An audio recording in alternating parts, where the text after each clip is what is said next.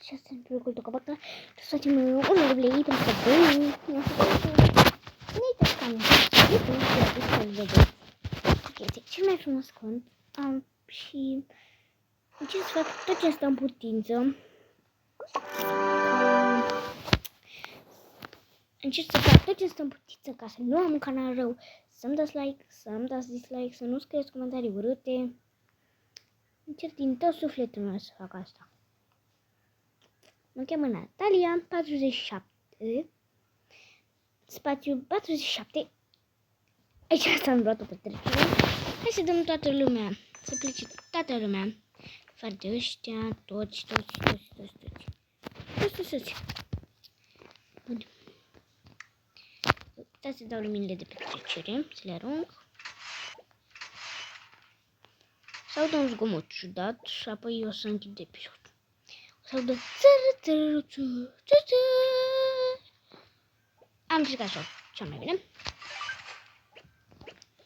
Bun. Eu o să facem treburile de un roleplay.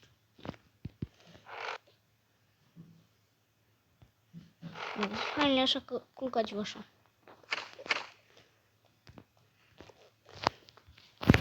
Și am încercat este de clip.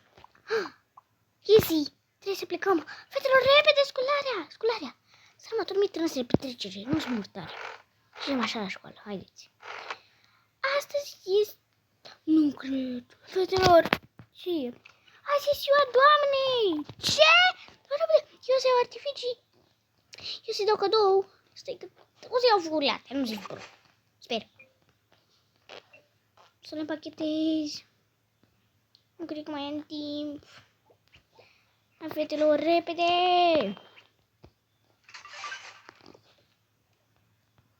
Ne-a luat să nu-i metem. Floriam... Ok, eu ce iau? Nu știu, dă-i. Dă-i o... Ce să-i dai tu, doamnei? Dă-i prășturile. Haideți. Deci mai schimbăm. Repede! Repede. Ajungem repede pe ori la școală.